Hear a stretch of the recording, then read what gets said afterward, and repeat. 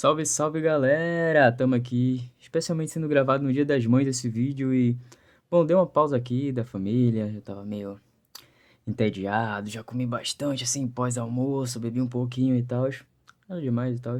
Eu tava me sentindo deslocado e, bom, eu queria falar sobre algo aqui. Eu fiz anotações durante a semana porque eu demorei, mas eu assisti a segunda temporada de Star Wars Visions e fiz aqui algumas anotações. Eu queria compartilhar isso, eu não queria que isso morresse. Eu pensei, passou o momento, acho que eu não vou falar sobre Star Wars Visions, mas, bom, me afastei aqui da galera, entrei aqui no quarto da criança aqui, da minha sobrinha e das minhas sobrinhas, no caso, né? Uma pequena e a outra já tá pra nascer. E, bom, cara, eu tô aqui pra falar sobre a segunda temporada de Star Wars Visions bem rapidamente, porque eu não queria deixar essas anotações só anotadas. Muitas coisas eu anoto, às vezes nem chego a falar aqui, ou não postar sobre nas redes sociais, sabe, nas minhas pessoais ou até nas do canal, aliás, links na descrição. Às vezes eu deixo passar, mas eu queria falar sobre Star Wars Visions porque eu amo Star Wars, né? Tem uma playlist inteira aqui no canal sobre Star Wars. Inclusive, eu fiz um vídeo que não é necessariamente uma análise, mas a gente analisa assim a primeira temporada de Star Wars Visions e compara com a primeira temporada de What If. A gente faz uma comparação sobre qual saiu melhor e tudo mais numa proposta parecida. E aqui a gente tá com a segunda temporada de Star Wars Visions. Eu digo que eu gostei bastante da primeira, mas a segunda tá ainda melhor, sabe? Algo que já era bom, progrediu e muito, sabe? Tem toda uma pluralidade, sabe? Aqui, porque a primeira temporada de Star Wars Visions trazia uma coisa diferente, sabe? Algo que não era necessariamente preso ao cânone, mas tipo, eram episódios com estilos de animações completamente diferentes um do outro, cada um com uma proposta diferente, feito por um estúdio diferente, mas todos tinham uma pegada oriental, sabe? E aqui não. A gente tem nessa segunda temporada mais 9 episódios, cada um por um estúdio diferente, mas são estúdios diversos, sabe? A gente tem estúdios, tem um estúdio da África, do continente africano, é um estúdio que vem da França, um da Índia, e a gente tem toda uma pluralidade aqui muito grande e vários traços ainda mais diversificados aqui nessa segunda temporada, sabe? Vou falar aqui rapidamente sobre cada um aqui, rapidinho, lendo de fato sobre as minhas anotações aqui. A gente tem nessa segunda temporada o primeiro episódio, que é um episódio chamado Sith, episódio mais forte de todos, e algumas pessoas que forem assistir esse como primeiro episódio vão ter um probleminha para passar adiante, porque é um episódio que pega, que você vai ficar revendo e revendo e revendo. Então, se você não assistiu a segunda temporada de Visions, assiste outros para depois, lá na meiota, ir pro primeiro episódio, porque é um episódio muito forte. Não sei se você concorda, você que assistiu comigo. E, bom, é um episódio que é muito colorido. Aliás, as cores são algo muito importante aqui. Toda a criatividade tá muito bonita. Todos os episódios aqui são visualmente bonitos. E isso encaixa muito bem com a narrativa, então só melhora cada um. E aqui a gente tem a história de uma ex-aprendiz Sith que tá tentando fugir e deixar de ser Sith, tá querendo viver a sua arte, sabe? Viver sua vida longe do lado negro da força, mas seu antigo mestre tá querendo trazê-la de volta, finalizar o treinamento dela e, bom, é visualmente bonito. Eu já digo que para todos os episódios eu dou um 4 de 5, todos de fato, e esse episódio é incrível. Todas as lutas de sabre de luz que tem nesses episódios são bonitas, mas aqui, sabe, como é um episódio que trata bem as cores, sabe? Tem cores muito saltando assim na tela, é algo belíssimo de você ver e, tipo, é um episódio que, como eu disse, é difícil você passar para outros de tão bonito que ele é, mas ao mesmo tempo, se você começa por ele, você fica muito cativado com o que pode ser essa temporada de Visions e é feito pela galera da Espanha. Eu não manjo muito animações, mas eu anotei aqui. A El Guiri é o estúdio que faz e, cara, é um deleite visual. E aí no segundo episódio a gente tem tem um estúdio que é o Cartoon Salon, é um estúdio irlandês, e o episódio chama Screechers Riches. E de início a gente pode pensar que é um lance mais infantil, uma aventura mais infantil, só que conforme tudo vai se passando, a gente vai entendendo e vai vendo a evolução da história, sabe? Parecia a trama aqui ia ser uma trama mais infantil e tem seus pontos infantis, porém parecia que era uma trama infantil no meio de uma animação um pouco mais crua, mais adulta, mas aí conforme a gente vai vendo o desenrolar da trama, a gente vê que combina muito bem sim aquela animação, porque é uma história que é sobre amadurecimento. A maioria das histórias aqui é sobre amadurecimento, sobre escolhas de ir para um lado e para o outro. Em si, a maioria aqui é mais focada no lado Jedi e prega os Sith como maus, mas, bom, continuando aqui, é uma história que a gente vai entender o traço porque é mais cru e não é uma história tão infantil assim. O terceiro episódio se chama Nas Estrelas e ele é feito pela galera da Punk Robot, sabe, Chile.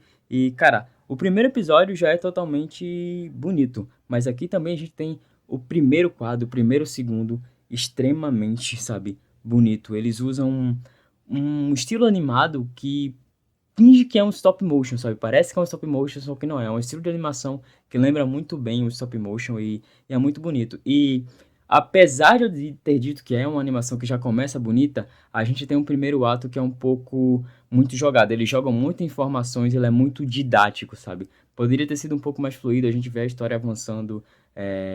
Porque ele parte de uma história que a gente já pega pela metade e aí eles acabam expondo muito os fatos anteriores. E a gente poderia ter pego eles conforme a história vai se passando, mas ele é um episódio que foca no ambiental, sabe? Nos problemas da galera que entra lá pra desmatar a natureza e a luta de duas irmãs sobre isso. Então, é um lance sobre a briga contra o desmatamento, sobre a destruição ambiental e a irmandade, sabe? A união entre duas irmãs. É um episódio muito bonito. A gente tem o quarto episódio, que é Eu Sou Sua Mãe, feito pela galera do Reino Unido, da Hardman.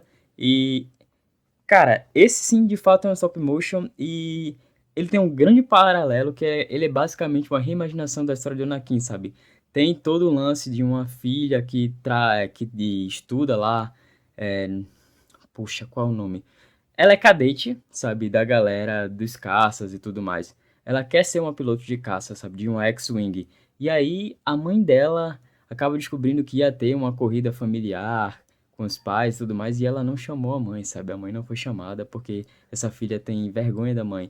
E tem todo um paralelo do lance do Eu Sou Sua Mãe com Eu Sou Seu Pai, e entre outros pontos. É um episódio muito bonito, e o Ed Antilles aparece nesse episódio, sabe, de forma animada e é um pouco mais infantil, mas vale super a pena de ser assistido, sabe? Só o lance de ver um episódio focado em naves, sabe? Corrida de nave.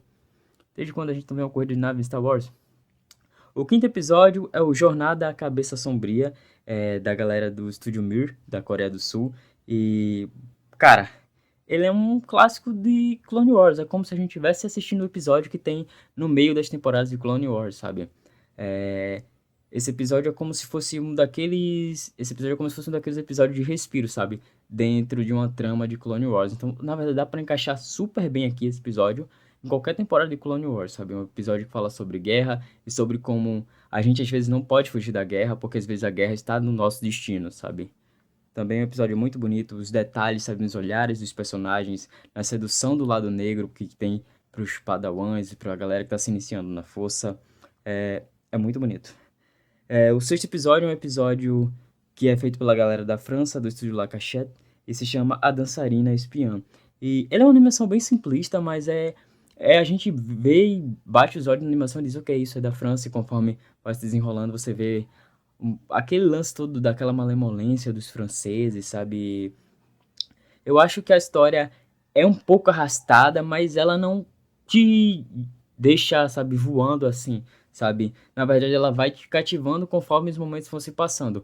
Se você aguentar os momentos iniciais e algumas coisas aqui e ali, porque ele é um episódio que foca muito no circo, então às vezes os personagens se movem de forma muito circense e parece exagerado, mas bom, Star Wars são aliens, então a gente pode deixar isso de lado, mas é um episódio que quando você chega lá no final, tem um plot twist que é muito interessante e que você não consegue ver, sabe? Acho que a maioria das pessoas não conseguiu pegar esse plot. É um lance de mãe e filha, novamente, sabe? Mãe atrás de vingança e talvez atrás do seu filho. E tem um plot muito interessante, sabe?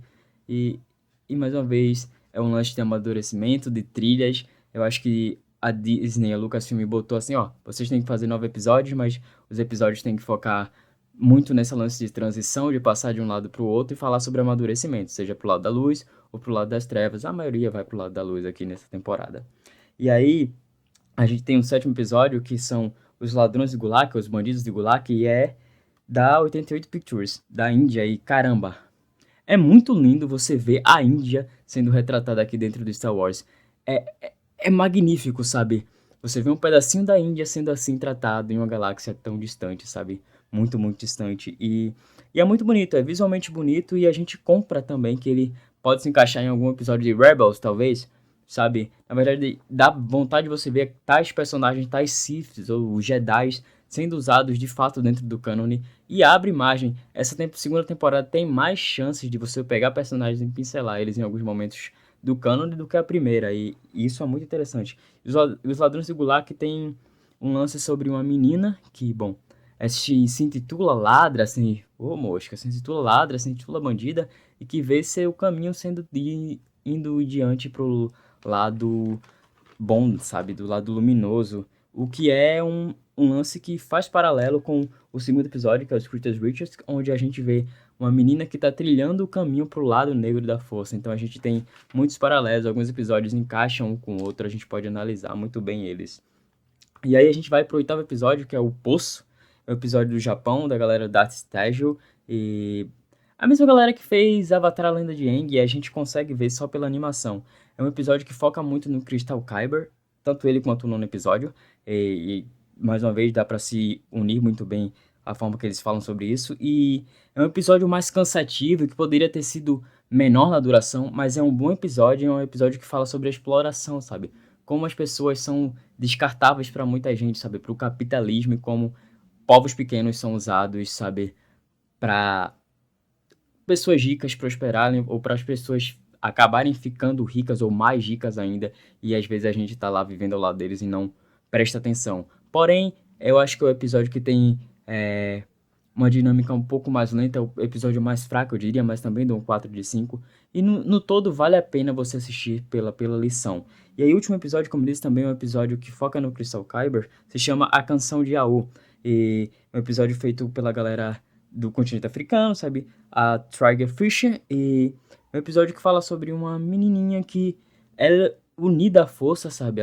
Ela e o pai trabalham lá com mineração. Na verdade, o pai dela trabalha com mineração de Crystal Kyber, tirando o sangue, sabe? Deixando os Kybers.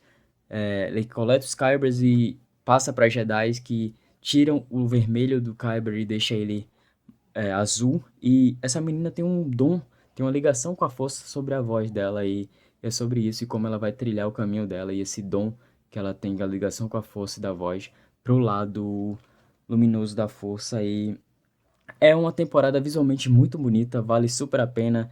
Eu acho que, sei lá, o maior episódio tem 17 minutos. Você consegue degustar muito bem esses episódios numa noite só. Eu decidi assistir 5 episódios, depois mais 4, porque eu fiquei refletindo, fiquei revendo esses episódios, os 5 depois, pra só avançar pros outros 4. E vale super a pena. Eu dou um 4 de 5 pra essa segunda temporada. Melhorou bastante, sabe?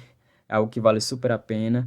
E tá sendo nada pra fazer, vai assistir e tô louco pra ver isso e como vai ser uma terceira temporada de Star Wars Visions, porque agora que eles espalharam pra vários países, talvez, sabe, numa terceira temporada a gente tenha um foco diferente, talvez eles pegam o canon ou não, talvez o Brasil entre aí nesse lance de animação, eu queria ver um lance brasileiro em relação a Star Wars e é isso. Lembra que eu te amo e até a próxima.